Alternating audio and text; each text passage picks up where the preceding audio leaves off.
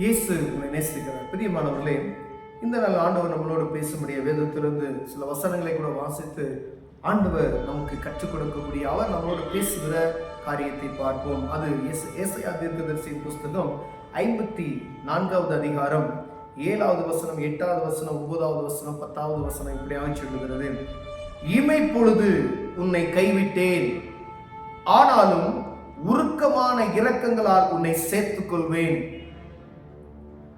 அற்ப காலம் உண்ட கோபத்தினால் என் முகத்தை இமைப்பொழுது உனக்கு மறைத்தேன், ஆனாலும் நித்திய கிருபையுடன் உனக்கு இறங்குவேன் என்று கர்த்தராகிய உன் மீட்பர் சொல்லுகிறார். இமைப்பொழுது, ஆண்டவர் இமைப்பொழுது, அற்ப கால மூண்ட கோபத்தினால் நாம் செய்கிற பாவங்களை எண்ணினால் நிலைநிற்க முடியாது.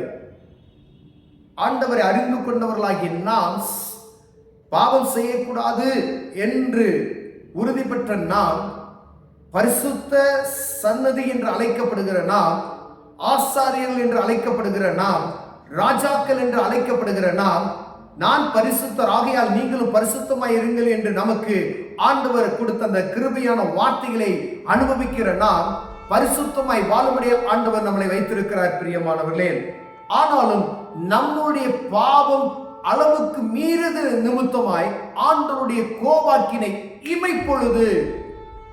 இமைப்பொழுது உன்னை நான் கைவிட்டேன் என்று சொல்கிறார். பிரியமானவர்களே, ஆனாலும்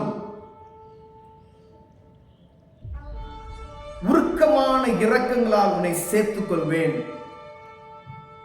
இமைப்பொழுது கைவிட்டுட்டேன், கொஞ்சம் நீ பார்வை தள்ளாடுற, ஆனா உருக்கமான இரக்கத்தினால நான் உன்னை என்ன செஞ்சேன், திருப்பி என் பக்கமாய் இழுத்துக் கொண்டேன். இது எனக்கு நோவாவின் காலத்தில் உண்டான வெள்ளம் போல் இருக்கும். நோவாவின் காலத்தின வெள்ளம் இனி பூமியின் மேல் புரண்டு வருவதில் என்று நான் ஆணையிட்டது போல உன்மேல் நான் கோபம் கொள்வதில் என்று உன்னை நான் கடிந்து கொள்வதில் என்றும் ஆணையிட்டேன். மலைகள் விலகி போனாலும் பர்வதங்கள் நிலைத்திருந்தாலும் என் கிருபை உன்னை விட்டு விலகாமலும் என் சமாதானத்தின் உடன்படிக்கை நிலை பெயராமல் இருக்கும் என்று உன்மேல் மனதுருகிற கர்த்தர் சொல்லுகிறார். பெரியவன ஆண்டவர் சொன்னதுதான். இமைப்பொழுது ஆண்டவர் கைவிட்டார், ஆனாலும் உருக்கமான இரக்கத்தோடு நம்ம என்ன செய்தாரா, திருப்பி சேர்த்து கொண்டாலும் மலைகளே பெயர்ந்து போனாலும் பர்வதங்கள் நிலை பெயர்ந்தால் அவருடைய வார்த்தை மாறாது என்று சொல்லி ஆண்டவர் வாக்கு தத்தத்தை கொடுக்கிறார். பிரியமானவர்களே, இந்த வாக்கு தத்தத்தை நாம் சுதந்திரித்துக் கொள்ள வேண்டுமானால் இமைப்பொழுது கைவிட்டினேன், பெரிய பாடு, பெரிய வியாதி, அநேக கடன் பாரத்தில் மூழ்கி இருக்கலாம்.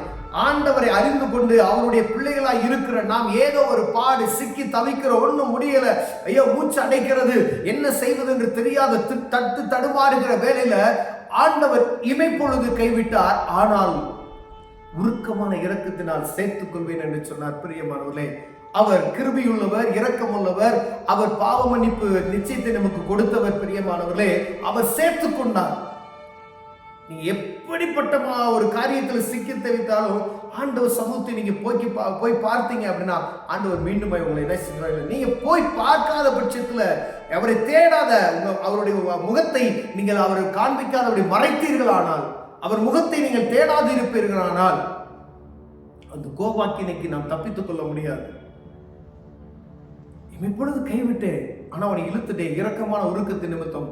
ஆனா மீண்டும் மீண்டுமாய் நாம் தவறு செய்யும் பொழுது, மீண்டுமாய் பாவத்துக்குள்ளாய் ஊடுருவி போகும் பொழுது ஆண்டவர் என்ன செய்வாரு, ஒரு இரக்கத்தின் காலம், இது கிருபையின் காலம் என்று சொல்லப்படுகிற இந்த நாட்களில் நம்ம வாழ்ந்து கொண்டு இருக்கிறோம். அதனால அந்த இரக்கம் கிருபை நம்மளை பாதுகாத்து வருகிறது. ஆனால் இது ஒரு நாள் முடிந்து போகும் என்பதை நாம் மறந்து போய்விடாதபடி எச்சரிக்கையாய் இருக்கும்படியாய் ஆண்டவர் உங்களோடும் என்னோடு பேசுகிறார். பிரியமானவர்களே, ஏன்னா இந்த இரக்கத்தின் காலம் ஒரு குறிப்பிட்ட காலம் என்பதை மறந்து போய்விடக்கூடாது. ஆயிரக்கணக்கான 2000 வருஷங்களாய் 2025 வருடங்கள் ஆகிவிட்டது. இந்த இரக்கத்தின் காலம் எவ்வளவு நாள் என்பதை உங்களுக்கும் தெரியாது, எனக்கும் தெரியாது. வேதம் சொல்லுகிறது அது ஒரு நொடி பொழுதுல எல்லாம் மாறப்படும். வருகிற விதமாய் அவருடைய வருகை வரும். ஒருவனும் அறிய, பிதா தவிர ஒருவனும் அறியானவருடைய வருகை என்று வேதம் சொல்லுகிறது. பிரியமானவர்களே, நீங்க பாவத்தை செய்தீங்க, ஆனா மன்னிக்கிறார், திருப்பி இழுத்துக் கொள்கிறார். பெரிய இமைப்பொழுதுல ஆண்டவர் கைவிட்டாரு. இமைப்பொழுதுல கைவிட்டதுக்கே தேசம் முழுவதும் அழிந்து போகிறது. அதுக்கு ஒரு உதாரணம் சொல்லியிருக்க பாருங்க. இது எனக்கு நோவாவின் காலத்தில் உண்டான வெள்ளம் போல் இருக்கும். நோவாவின் காலத்தில் வெள்ளம் இனி பூமியின் மேல் புரண்டு வருவதில்லை என்று நான் ஆணையிட்டது போல உன்மேல் நான் கோபம் கொள்வதில்லை என்று உன்னை நான் கடிந்து கொள்வதில்லை என்று ஆணையிட்டேன். இமைப்பொழுது கைவிட்டது நிமித்தமாய் ஆண்டவர் நோவாவின் காலத்தில் ஒரு பெரு வெள்ளம் வந்தது, பூமி முழுவதும் மூடிக்கொண்டது. இமைப்பொழுது கைவிட்டது நிமித்தமாய் தேசங்கள் முழுவதும் ஒரு இமைப்பொழுது ஆண்டவர் கைவிட்டார். ஆனால் தேசம், உலக நாடுகள் முழுவதும் அழிக்கப்பட்டு போய்விடும்.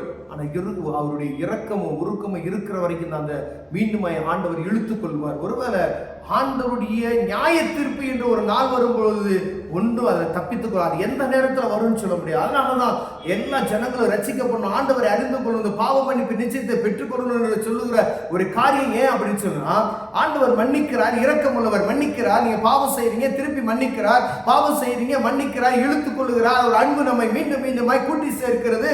ஆண்டவர் இந்த 2025 வருட காலமாய் ஆண்டவர் நமக்கு கற்றுக் கொடுத்திருக்கிற காரியத்துல அவர் வருகையின் நாளை நம்ம அறியாதபடி, நாம் எப்ப அவர் வருவார் என்பதை அறியாதபடி நாம் தப்பித்துக் கொள்வதற்கு பாவத்திலிருந்து விலகுவோமையானால் தப்பித்துக் கொள்ள முடியும்.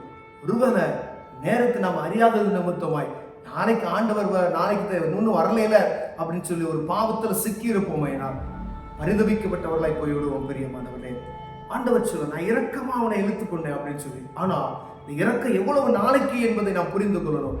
கிறிஸ்துவின் வருகை வருமாத்திரமே, அவருடைய வருகை வரும்பொழுது எல்லாம் நியாய தீர்ப்பின் நாட்கள் முடியப்படும். பிரியமானவர்களே, கிருபையின் நாட்களை நாம் நின்று கொண்டு இருக்கிறோம். இந்த கிருபையின் நாட்கள்ல ஒருவேளை மீண்டும் மீண்டுமாய் உணராதபடிக்கு ஏதோ மனம் போன போக்கில் வாழ்ந்து கொண்டு இருப்போமே. நான் கிருபையின் காலம், ஆண்டவர் மன்னிப்பார். எத்தனை தலைவருமே நான் மன்னிப்பு 7 தலைவர்கள் 70 தடவை மன்னிப்பேன் என்று சொன்ன ஆண்டவர் மன்னிக்கிறார் என்று மீண்டும் மீண்டுமாய் பாவத்தை நாம் செய்து கொண்டு இருப்போமே. நான் அவருடைய வருகை இன்று வரலாம், இப்போ வரலாம், நாளை வரலாம், நாளை கழிச்சு வரலாம். எப்போ வரும்னு தெரியாது. கைவிடப்பட்ட சூழ்நிலையினரை போய்விடாதபடிக்கு எச்சரிக்கையா இருக்கும்படி ஆண்டவர் உங்களோடு என்னோடு பேசுகிறார். பெரியவனார் அவருடைய வாக்குத்தத்தத்தை நாம் சுதந்திரித்துக் கொள்கிறோம். அந்த வாக்குத்தத்தத்தை சுதந்திர நாம் பாவத்தை விட்டு வெளியேறணும், பரிசுத்தமாய் வாழணும், அவருக்காய் ஆண்டவர் உபயோகப்படணும்னு சொல்லி ஆண்டவர் பிரியப்படுகிறார். கண்களை விடுவோம். அன்பின் தகப்பனே, உம்முடைய வருகையை அறியாத நிமித்தமாய் நாங்கள் எச்சரிக்கையா இருக்க என் தேவன் எங்களுக்கு உதவி செய்ய. ஆண்டவரே, பாவத்தை விட்டு விலகி நீதிக்கு பிழைக்கிற அனுபவத்தை எங்களுக்கு கற்றுத்தான். இயேசுவின் நாமத்தில் பிதாவே, ஆமென்.